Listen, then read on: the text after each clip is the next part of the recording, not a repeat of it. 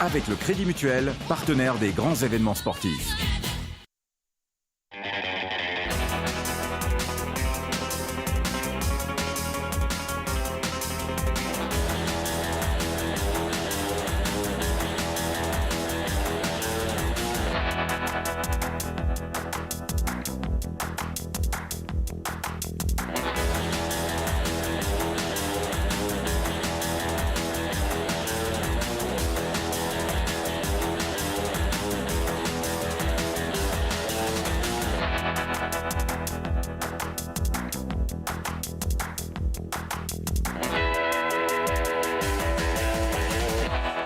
LFD le mag numéro 54. Et oui, 54. C'est pas encore fini l'année. Il reste encore une émission avant de déballer les cadeaux du Papa Noël. J'espère que tout le monde va bien sur le territoire du sport dauphinois. Et j'ai recueilli pour vous la crème de la crème de l'équipe, de ce qu'on pouvait faire de mieux chez LFD.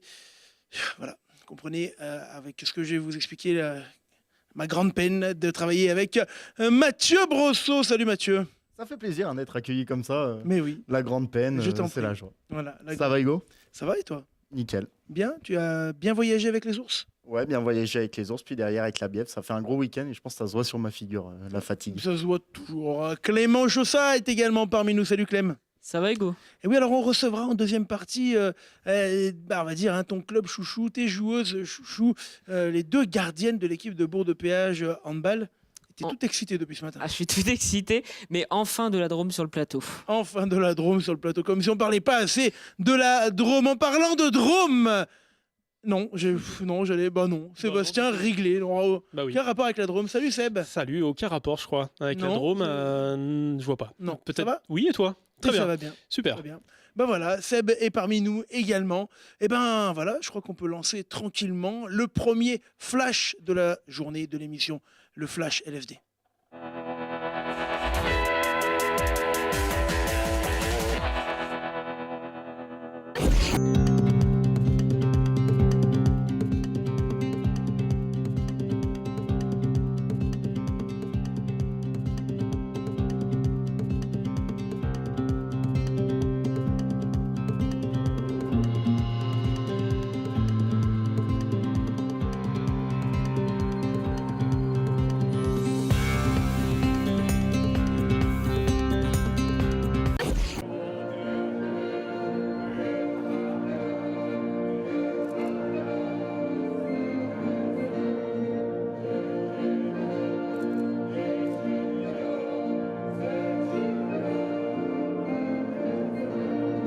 Oui, c'était une belle victoire, on a fait un bon match. Je pense qu'on a pris beaucoup de plaisir et on a tout donné et on remercie le public pour ce qu'il nous a donné ce soir. C'était encore un gros match. Très compliqué, dans des conditions très compliquées.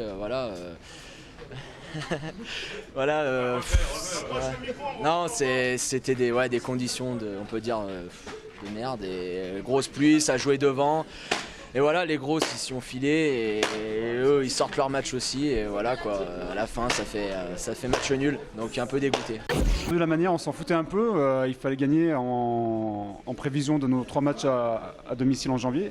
On savait que ça allait pas être simple parce qu'eux ils vendent chèrement leur peau, on l'a vu, et qu'eux ils visent le maintien, ils sont pas bien en classement donc on savait que ça allait être compliqué. C'est un peu des deux je pense, c'est 2 points de gagnés, 2 points de perdus parce que je pense qu'on peut gagner le match à la fin.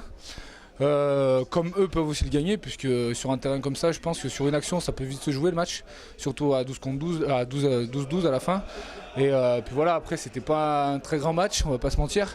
Dehors, c'était pas très beau à voir, je pense. Moi qui ai passé pas mal de temps dehors à aller voir, c'était un match à l'ancienne, beaucoup de vent, et puis voilà quoi.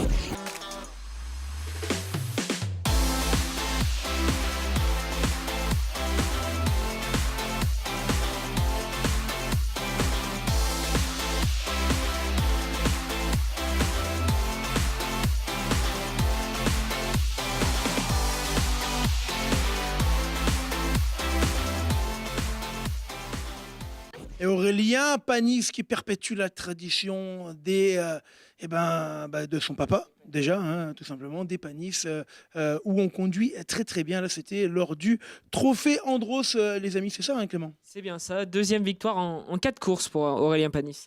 Bon, on va parler déjà des choses qui nous ont plu. Et il y en a une qui était très très belle, c'est la perf du week-end.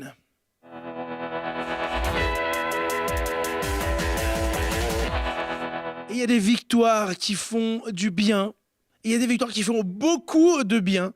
Celle-ci, Mathieu, elle faisait énormément de bien. La Bièvre a gagné le match qu'il fallait. Et ça a été dur, hein, Ils ont été dominateurs pendant la grande partie du match, mais ils n'ont pas réussi à concrétiser leurs occasions.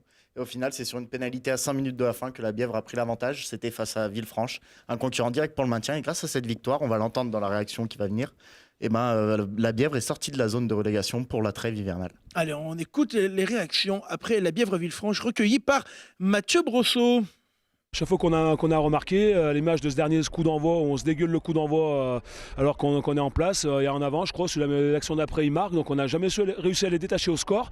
Et à la fin, ça tourne en notre faveur, comme ça peut tourner en leur faveur, donc on a une mérite de continuer de s'accrocher. Après, on n'a pas été assez tueurs dans les zones de marque. On a 3 pénales touches où, certes, il y a des décisions arbitrales qui sont peut-être limites, même si moi je ne suis pas à côté, donc il doit sûrement y avoir faute, mais on est dans leurs 5 mètres et on ne score pas. Et c'est vrai que c'est quand même dommage parce qu'on a peut-être pu prendre le large, mais après une belle équipe de Villefranche qui est venue batailler et voilà, qui est venue là pour jouer le maintien, et nous on l'a peut-être moins bien préparé que le match de Bellegarde dans l'agressivité, dans le bon sens du terme.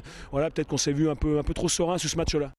La Bièvre qui était au pied du mur. En parlant de mur et de murois, Sébastien, il y avait 2 anciens murois qui s'affrontaient l'un contre l'autre, 2 frangins. Exactement, 2 frangins, les frères Carmona.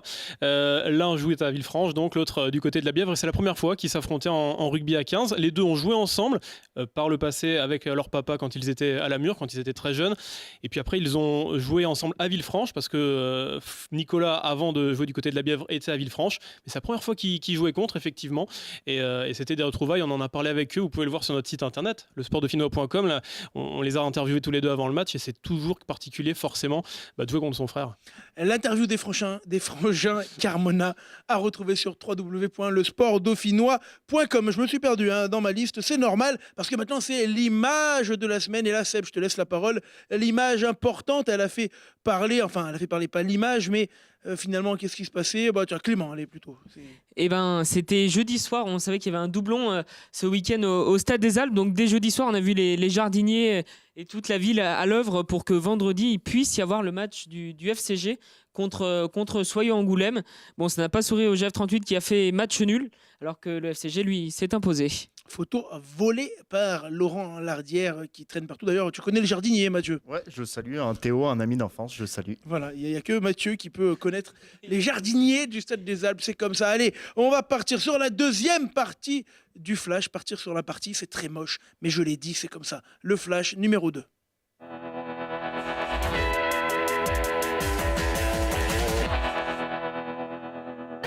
Match passé par toutes les émotions, mais match pas plein. Je pense que les matchs c'est 60 minutes et qu'on sait que notre visage, quand on montre 10 minutes de jeu ou 20 minutes de jeu, on a du caractère, on a des choses bonnes à faire, mais je le redis, c'est 60 minutes, ça fait trop de matchs où on joue un peu en dilettante pendant 40 minutes, on n'est pas à fond tout le temps et on le sait, en D2, c'est tellement homogène que ça paye pas, quoi.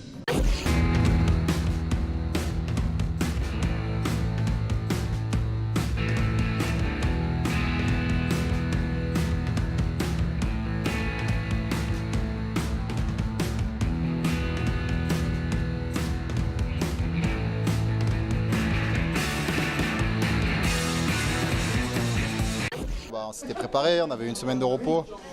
On est 3e du championnat, on venait chez le premier, on avait forcément envie un peu de se jauger. On sortait de matchs un peu moyens. Aujourd'hui, on est tombé sur une équipe qui a mieux joué que nous, on a fait beaucoup trop d'erreurs. Le score est lourd au final. Il faut juste appliquer les consignes. Quand à 18 secondes de la fin, on demande de faire dribbler, de provoquer, on a 2 fautes à donner, et que la consigne n'est pas respectée, il y a un moment, il faut se poser les bonnes questions. Après, le match qu'on fait, par rapport aux 2 autres matchs qu'on a fait à l'extérieur, contre Perpignan et La Tronche, n'ont rien à voir. mais c'est un match qu'on doit gagner et qu'on donne encore une fois parce qu'il y a des filles sur le terrain qui ne respectent pas les consignes.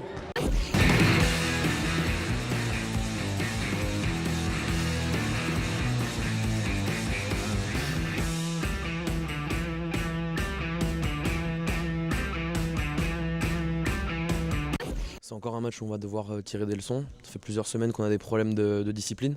Ce soir, on le voit encore, donc les points sont là. Mais la performance n'y est pas forcément. Donc il faut se reconcentrer sur ces problèmes-là et travailler parce que ça ne passera pas tous les week-ends. Je me rappelle quand on est venu en match amical, j'avais dit que ce ne serait pas la même chose quand on viendrait au mois de décembre. Et je pense qu'on a été servi. En plus, c'était une équipe qui nous craignait énormément. Je pense en toute sincérité que si on avait fait une meilleure entame de jeu, on aurait été certainement dans les clous. Voilà, au bout de 20 minutes, on est mené 17-0 contre une équipe qui est première du championnat et qui maîtrise plutôt son rugby. C'est très compliqué de revenir.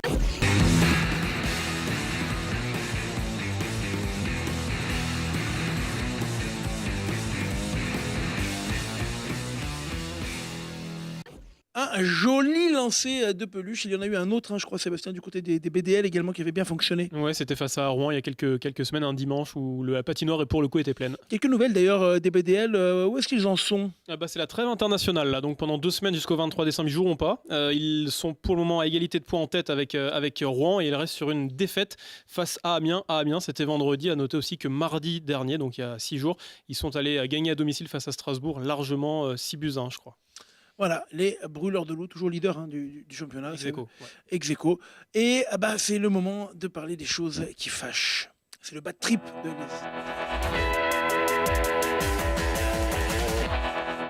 C'est le bad trip de LSD. Et un bad trip. Et là, je vais vous dire, j'ai pris les glandes, franchement. Renage-Rive a perdu à Saint-Marcelin. Bon, rien d'extraordinaire en soi. Saint-Marcelin est leader de la Fédérale 3, Renage-Rive 5e. Mais il y a des fois où on aime bien perdre avec la manière. Ce n'était pas le cas des jaunes et bleus qui n'ont pas mis ni les intentions ni le rythme pour exister du côté de Saint-Marcelin. Du coup, j'ai eu froid, les gars, pour rien. Les images de la rencontre ainsi que les réactions. On a fait une bonne entame de match et puis on est resté constant. On savait que Renage était une équipe qui se déplaçait bien et puis c'était un contexte un peu particulier parce qu'ils nous connaissent bien. Mais je crois qu'on les a pris au bon moment là. Je crois que nous on a joué la semaine dernière, repas, on était plus dans le rythme. Ah oui, c'est plus que génial. Alors, si on aurait signé tout de suite. Hein. Maintenant, les mecs bossent bien, c'est ça qu'il faut voir. Tous les mecs bossent, on a beaucoup d'absents, mais ceux qui sont là répondent présents. Donc, On fait notre plus mauvais match de la saison. Là, on a été bon sur aucun des domaines. Je pense que ça coupe une série de 5 victoires consécutives, c'est dommage. On a peut-être surjoué le match. Il nous a peut-être manqué un peu d'agressivité. Après, en première mi-temps, on leur donne tous les points. À chaque fois qu'ils viennent, c'est sur nos erreurs et ils marquent à chaque fois. C'est dommage. Après, il y aura un match retour. Il a manqué des bons lancements. On n'a pas mis les bonnes solutions en touche. On se fait contrer sur certaines touches assez importantes. 2 coups d'envoi où on gerbe le ballon et on prend des points derrière. Sébastien, tu as oublié de fermer la porte, tu as vu ça? Attends, je vais y aller. Ça a grincé, comme on dit. Donc oui, je disais, c'est pas tellement le fait de perdre qui est logique, parce que Saint-Marcelin est une très belle équipe qui a très bien joué. Mais des fois on passe à côté de son match. C'était le cas des hommes de Marzoulo qui sont passés à côté du leur. Sébastien, beaucoup de matchs annulés cette semaine. Beaucoup de matchs annulés. Saint-Marcelin du coup qui conforte sa place de leader. Iso qui en profite pour passer devant Renage. Renage-Rive. Renage-Rive, autant pour moi. Et puis on a parlé tout à l'heure du match nul, tout à l'heure du rugby club Saint-Jeannet. Oui, Mathieu. À noter que dans les matchs reportés, il y en a un qui vaudra très cher lorsqu'il sera repris. C'est le match entre Cessin et Beaurepaire. Ce sera le match de la mort pour les 2 équipes. Voilà, petite. En haut de tableau aussi, il y en aura un entre Lasmida et Tournon qui va piquer aussi, je pense. La Fédérale 3 et la Fédérale 2, les matchs à rejouer auront lieu, s'il ne neige pas, dimanche prochain sur l'antenne de LSD pour la plupart. Allez, on va parler maintenant de trucs qui fait froid et qui se fait tout seul. Voilà, c'est la chronique de LSD.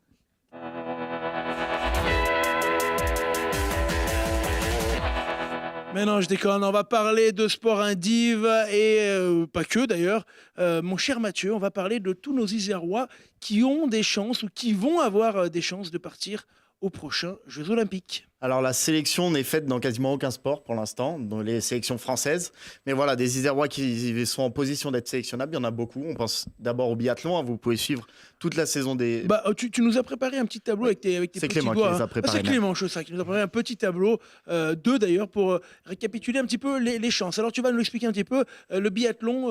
Voilà, c'est sans doute là... Iséroise, quand même. Voilà, c'est sans doute, voilà, le ski nordique, c'est sans doute là qu'on a le plus de chances de médailles. On pense aux dames avec Anaïs Chevalier, Marie-Dora Imbert, vous le voyez, et également aux hommes avec le nouveau venu Emilia Jacquelin qui est très bien rentré dans la compétition. Alors les JO de 2018, ça sera un tout petit peu tôt, mais on pense déjà à lui pour le futur, et pour cette année, on pense bien sûr à Marie-Dora Imbert qui, même s'il n'est pas encore à 100%, elle sera vraiment dans le coup cet hiver. Il y a 2 médailles olympiques pour elle d'ailleurs. Oui, tout à fait. Et puis des médailles au championnat du monde, on n'en compte plus, des victoires en Coupe du Monde non plus. Elle est vraiment, c'est vraiment certainement notre plus grande chance de médaille à ces Jeux Olympiques-là. Même si Mathieu, les 5 hommes et femmes et hommes Isérois ne seront pas tous du voyage. Hein. Non, certainement pas. Je connais pas le nombre exact de sélectionnés en biathlon. Je sais qu'en ski alpin, c'est 4 par discipline. En biathlon, on doit être à peu près proche de ça, j'imagine. Et forcément, avec la concurrence qu'il y a en France, ça serait très étonnant de retrouver les 5. On espère au moins en voir 3 ou 4. Et puis pourquoi pas 5, mais ce serait quand même étonnant. On espère aussi voir Anaïs Chevalier. Il y a sa sœur aussi qui brille depuis le début de la saison, Chloé Chevalier. Mais Anaïs Chevalier, elle revient d'une grosse blessure et on espère qu'elle sera du voyage en Corée du Sud. Avec Ophélie David aussi, sur qui... Oui.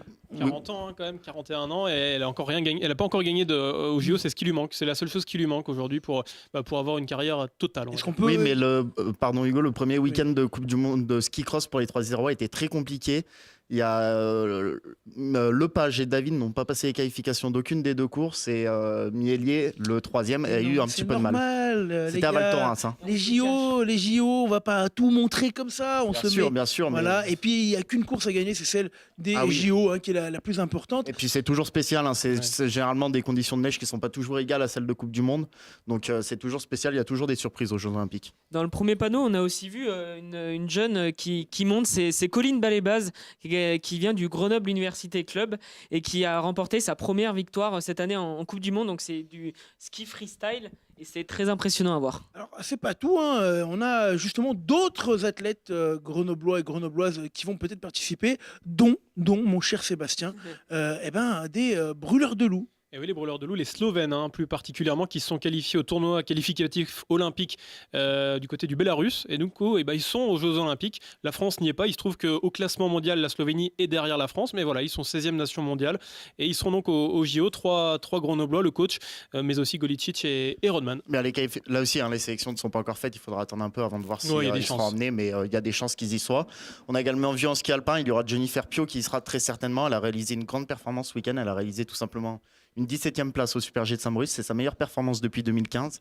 Elle monte en puissance, alors certes on n'est encore pas sur le podium en étant 17e, mais elle s'en rapproche petit à petit, donc pourquoi pas. Et puis enfin, on a vu le ski de fond, ça sera également des chances de médaille avec 3 Isérois qui ont une chance d'être sélectionnés. Le nordique, c'est vraiment quelque chose qui fonctionne bien en Isère. Allez, on va passer à l'agenda du week-end. Clément, c'est à toi.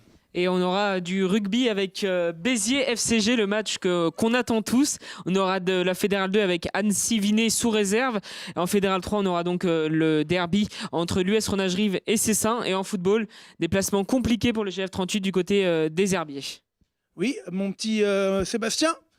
Exactement. Pour la suite, ça c'est pour le rugby et pour le foot. Voilà. Et puis ensuite, d'autres matchs en basket, notamment avec 2 matchs sur LSD en basket. En l'occurrence, 2 matchs pour le BCTM qui va aller à Perpignan et le PVBC qui va recevoir Orthès. Et puis en hockey sur glace, Mathieu qui sera à domicile face à Clermont samedi à 20h30. Sans oublier Clément qui recevra Charenton avec le GVUC. Le PVBC qui reçoit le leader. Hein. Oui, le PVC qui reçoit le leader, mais je voulais parler aussi de GVUC Charenton. C'est un très gros match, là, il faut absolument le gagner. Le match du maintien pour le Grenoble Volley University Club dans la 3e division française. Matt, pour les matchs restants, avec notamment du très gros handball à Grenoble. Alors, on l'attendait ce match, dès le tirage au sort, on était impatients d'y être ce week-end-là. Et donc c'est le GSMH GUC, le club de Grenoble, qui recevra Montpellier. Montpellier, c'est tout simplement la formation française du moment. Ils ont terminé premier de leur poule de Champions League, par exemple. Donc c'est vraiment c'est le mieux que pouvait accueillir le GSMH GUC. On a parlé de Bordeaux-PH qui recevra France U20. Puis il y a quelques émissions, on avait reçu les scrims de Fontaine. Et là, ils organiseront le quart de finale des championnats de France avant la finale dans 2 ans. Le dessin de la semaine, ce n'est pas un hommage à Johnny Hallyday, non. Non, on a parlé de celui qui reste. C'est Renaud.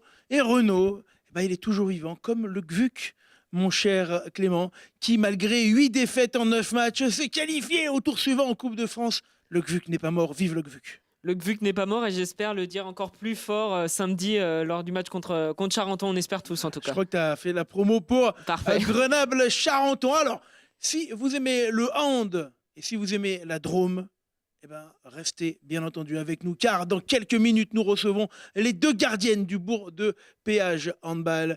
Merci beaucoup, Mathieu et Sébastien qui vont nous quitter. Clem, tu restes avec moi puisque tu ne voulais manquer ce moment pour rien au monde. À tout de suite.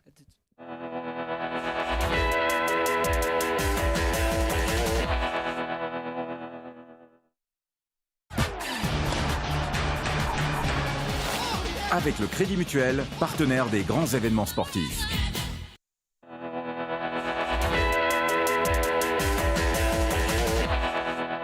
De retour sur le plateau de LSD, le mag numéro 54. Alors je vous l'avais promis tout à l'heure, on est en charmante compagnie, on est allé prendre les gardiennes du temple de Bourg de Péage Handball. J'ai nommé Laurie Carré-Terreau-Fontaine et Hélène Falcon. Je me suis pas trompé en plus, c'est ça Laurie? Non, c'est ça, c'est bien ça. Ouais, et c'est incroyable. Salut Hélène. Salut. Ça va? Ça va, très bien. Oui. Voilà. Et pour parler de vous, on a pris le spécialiste du sport féminin, du handball et de tout ce qui se passe dans la Drôme. J'ai nommé le président de l'US Mours, monsieur Clément Chaussat. Salut Clem. J'adore être promu chaque semaine. Ouais. Ça fait plaisir d'avoir la promotion, de la Drôme normal. avec nous. Tu vas bien? Ça va. Ouais, alors tu es un peu le spécialiste un peu de tout ce qui se passe là-bas, dans ce territoire de la Drôme qu'on adore et qu'on va commencer à présenter un petit peu à nos amis qui nous suivent là sur Télé Grenoble. Rapidement, avant de rentrer dans le cœur du sujet, Bourg de Péage, c'est une équipe de hand en pleine ascension. En quelques mots, Clem. C'est une équipe en pleine ascension qui vient de monter donc en LFH, donc c'est-à-dire au plus haut niveau français, la première division, qui s'est dotée aussi d'un gymnase, le gymnase Vercors, qui est magnifique. Il y a notamment l'équipe de France de basket qui est venue. On voit de plus en plus de rencontres internationales et l'équipe aussi, pour parler du groupe en général, l'équipe réserve, elle joue en N2. C'est-à-dire en 4e division française. C'est-à-dire au niveau, pour ceux qui connaissent un petit peu le hand local, ouais, de l'HBC2E, c'est ça. Il est anciennement Pôle Sud. Ouais, je préférais dire Pôle Sud, c'était plus facile pour ma petite mémoire. Clément, c'est parti. Laurie, Hélène, c'est la mise au banc de LSD.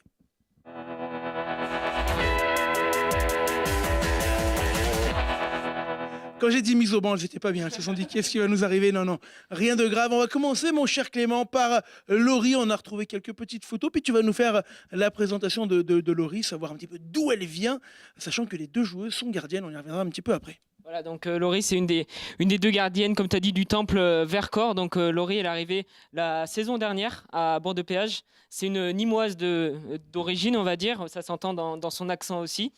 Donc, elle a été championne de France l'année dernière, donc de 2e division comme Hélène. Donc elle a fait beaucoup d'années du côté de Nîmes. Elle a rejoint donc la Drôme, le Nord peut-être pour elle, il y a 2 ans. Oh, c'est pas bien loin quand même, Nîmes et la Drôme. C'est un peu la limite, ouais. Pour l'autoroute, là, on passe Montélimar, puis ça y est, c'est arrivé.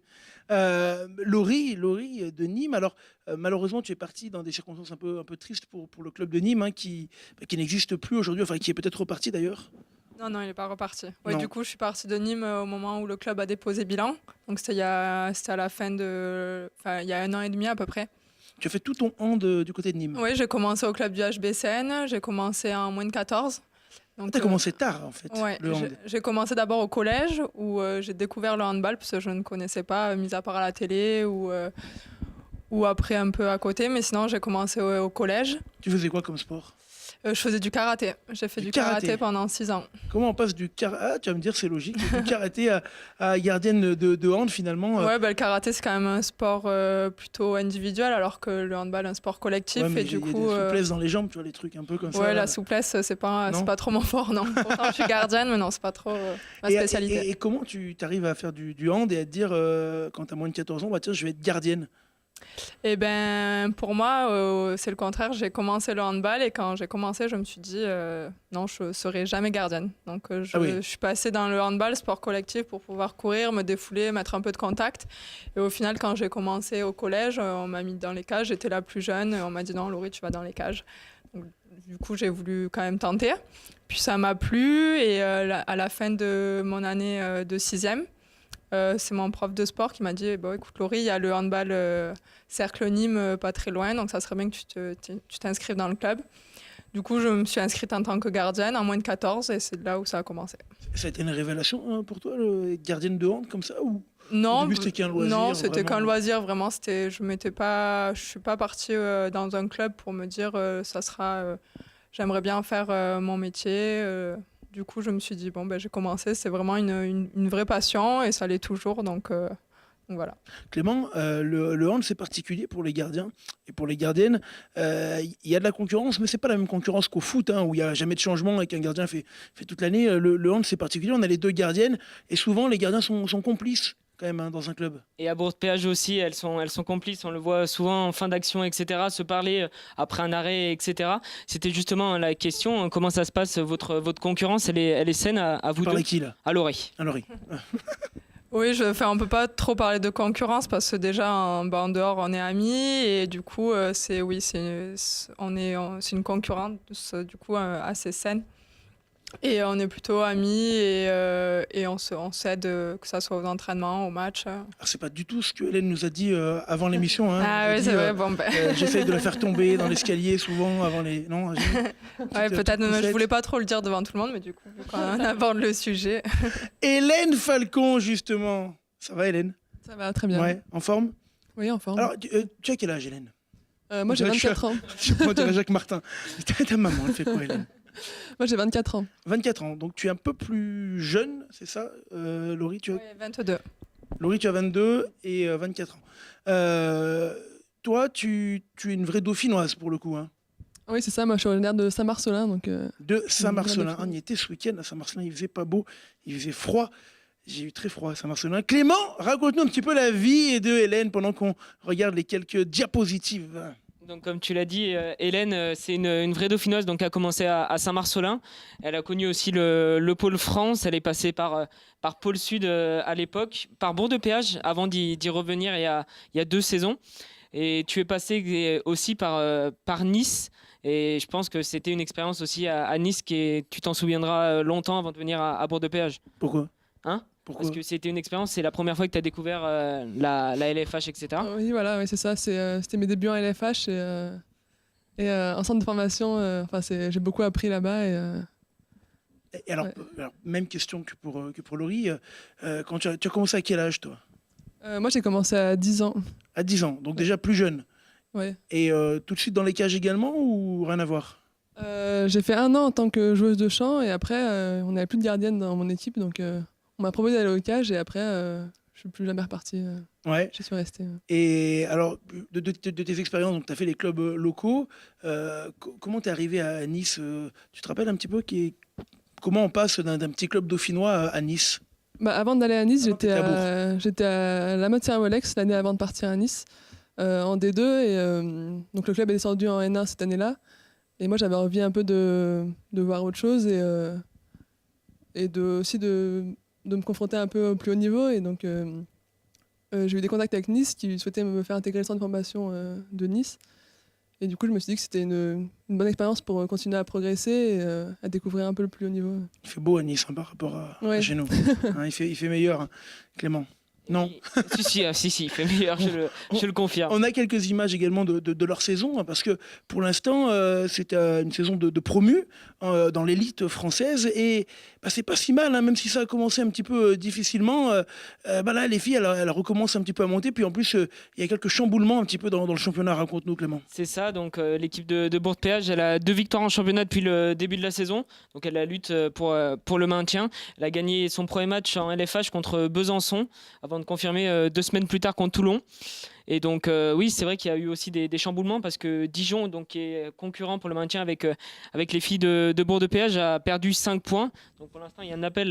Je remarque quand même que tu m'as mis de très belles images où on voit pas du tout les gardiennes en action quand même. Ah, il y a un peu de tout. Il y a un peu de tout, c'est ça, un peu pourri. Regarde, voilà. Là on les voit en action. Et tu voulais m'en parler parce que les filles, c'est une sacrée aventure quand même cette année. Et en plus, dans la difficulté, le groupe arrive à se retrouver, c'est ça, Laurie? Ah oui, même dans la difficulté. pas tellement dans la difficulté, on va dire dans les défaites, ce qui nous est arrivé quand même moins l'année dernière. Le groupe reste soudé, il y a toujours une très bonne ambiance et je pense que c'est grâce à ça, les premières victoires qu'on a eues, grâce à notre solidarité et à force de groupe. Hélène, tout à l'heure, on nous parlait de la concurrence. Tu as le même avis parce que concrètement, ça marche comment? Il y en a une qui débute, il y en a une qui rentre plutôt pour les moments chauds. Comment vous partagez un petit peu les rôles? Est-ce que c'est le coach qui choisit de vous donner ce rôle? Oui, il y a quand même toujours une gardienne titulaire, que ça soit dans toutes les équipes. Normalement, il y a toujours une gardienne titulaire et une remplaçante. Du coup, c'est Hélène qui commence la plupart des matchs et ça fait 2 ans que je suis au club et on arrive quand même à bien se partager le temps. On fait la plupart du temps une mi-temps chacune. Après, quand Hélène commence et qu'elle fait une bonne partie, elle reste sur le terrain. Mais vous êtes contente quand l'autre marche bien? Ah oui. Vous n'êtes pas en disant « Ah, elle a pris un but, génial, je viens. » Non. C'est pas ce que m'a dit Clément. Clément, c'est le moment que tu attendais tant. Hein? La question du pot belge, c'est maintenant.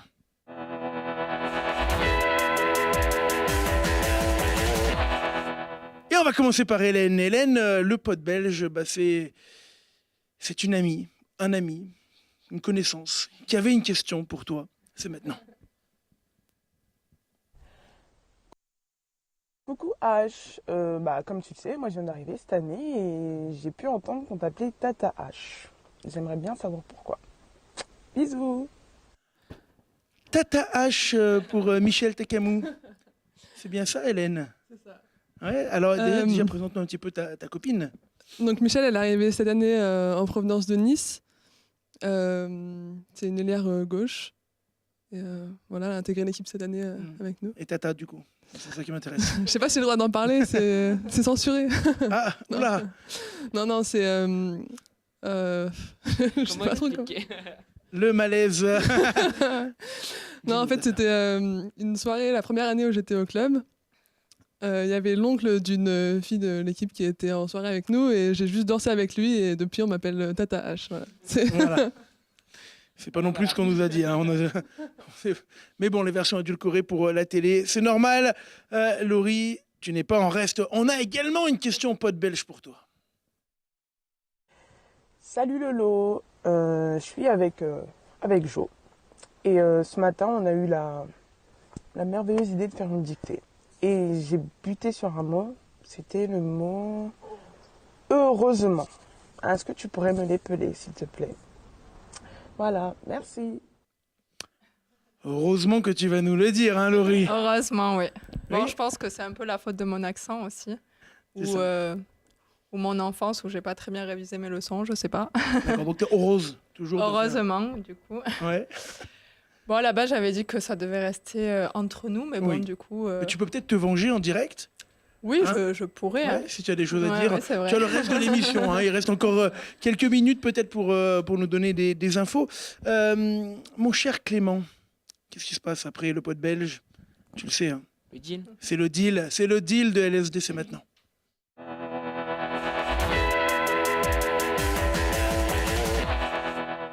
Hélène, à chaque fois que je lance une rubrique, elle se regarde du style qu'est-ce qui va arriver?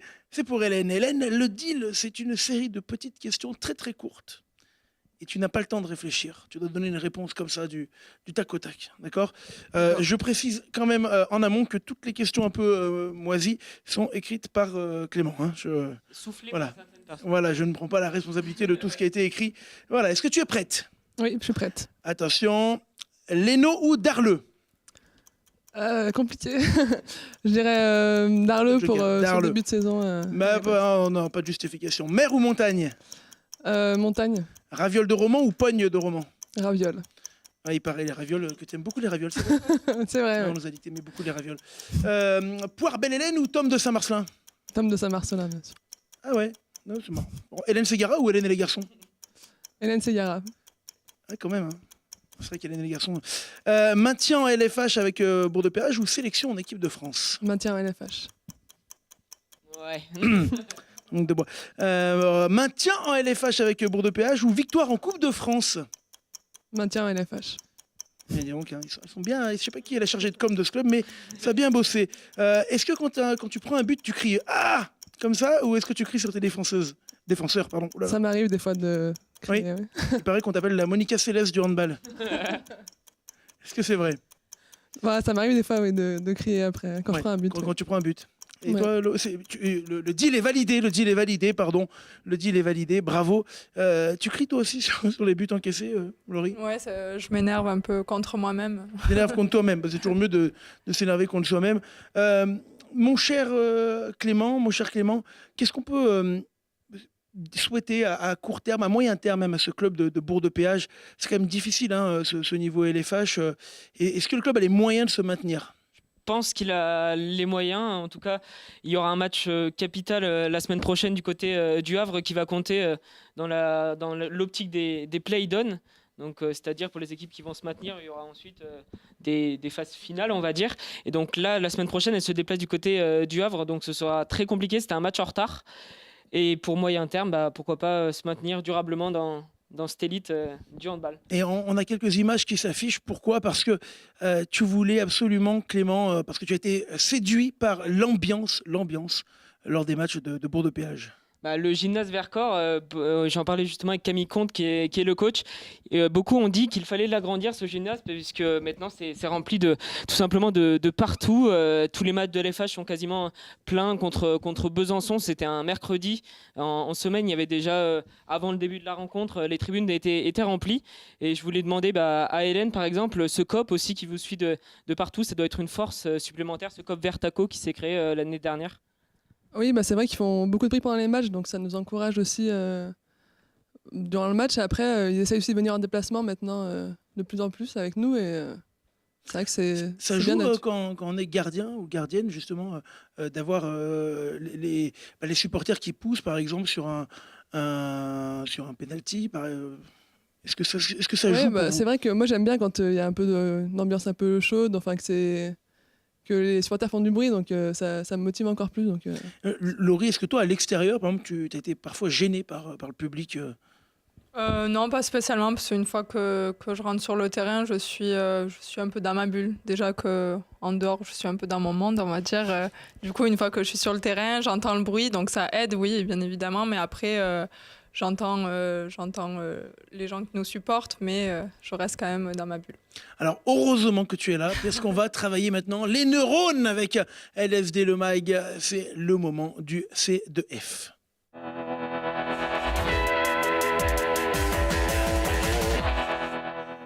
Il n'y a rien de grave dans le C2F. Le C2F, c'est quoi? C'est un petit texte à trous. Et vous allez devoir, en fait, en regardant la télé là-bas, le petit écran, lire ce texte. Il y a personne qui a des problèmes de vue? Non, ça va. Pour des gardiens, heureusement. Vous allez lire ce texte et puis combler les trous, autant que votre culture générale du sport isérois et dauphinois, parce qu'on va mettre la Drôme dedans, sinon je vais me faire taper sur le doigt, peut vous aider. Est-ce que tu es prête, Hélène, qui va commencer le C2F? Je suis prête. Tu es prête, c'est là-bas, et c'est tout de suite. Je dois lire le... Et tu lis comme un journal. Et on commence avec du rugby, malgré la neige qui s'est invitée sur pas mal de pelouses. Plusieurs matchs lieu en Fédéral 2 et en Fédéral 3. Pas mal. Là, je sais pas. Elle peut dire quelque chose. Dis un mot en B. Ça commence par biais. La Bièvre Ouais, a emporté une extremis, tandis que le Sceaux balance. Ouais, pourquoi pas. Reste leader après sa victoire contre Belgrade.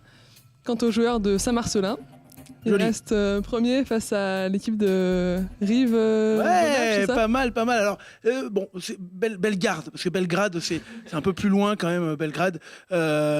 Tu sais, c'est dans les pays un petit peu là-bas. C'est pas mal. On sent qu'elle a suivi un petit peu le rugby du côté de Saint-Marcelin. Est-ce que tu es prête, Laurie, pour ton C2F? Je sais pas trop. C'est parti. On y va. En football, le club du week-end... Non. Ouais, c'est pas mal, c'est pas mal. Le club du week-end revient aux féminines du GF 38 au premier tour féminine de Coupe de France. Elles ont gagné 12-1 face à...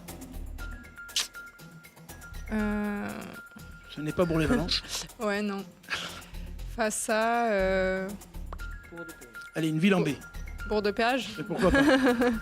Pour les Grenoblois, ils restent 4e après le nul face à Chambly en championnat national. Pas mal du tout. Et on enchaîne, allez Hélène, avec le dernier. C2F, c'est tout de suite, c'est maintenant. Ah non, Et on c'est pas le commence bon. avec... Ah non, c'est le même. On l'a vu. Bon, il y a une pas, là, ça arrive, c'est tout de suite. On termine avec un joli coup de cœur aux deux Isérois, Jean-Guillaume Béatrix et Emilia Jacquelin. Les deux biathlètes ont terminé 3e du relais homme à Orphilsen en Autriche. Bah alors là, je crois qu'on a notre championne du C2F. Tu suis un peu le biathlon ? Ouais, j'aime beaucoup. Ouais. C'est vrai, bah, tu vois, comme quoi, hein, c'est Mathieu de LSD, il a dit elles ne sauront jamais, c'est des filles qui font du hand, elles ne connaissent pas le biathlon. Et ben voilà, Mathieu Brosseau, tu t'es planté. Merci beaucoup les filles d'avoir été avec nous, d'avoir partagé ce moment. Vous allez rentrer un petit peu chez vous. Prochain match pour vous ? Mercredi, là, un match amical contre l'équipe de France Junior. C'est pas mal ça, de jouer contre préparation du match de la semaine prochaine contre le Havre. Le maintien, il va s'assurer ou pas ? Bien sûr. Bien sûr, Laurie. Oui, bah oui. Clément, un dernier mot ? On l'espère aussi, on l'espère tous en tout cas. Allez, on l'espère tous et toutes, bien entendu. Merci de nous avoir suivis sur LSD Le Mag. On vous donne rendez-vous la semaine prochaine. L'invité sera Gaëtan Bouzac, coach de Cessin en rugby. Ciao, ciao.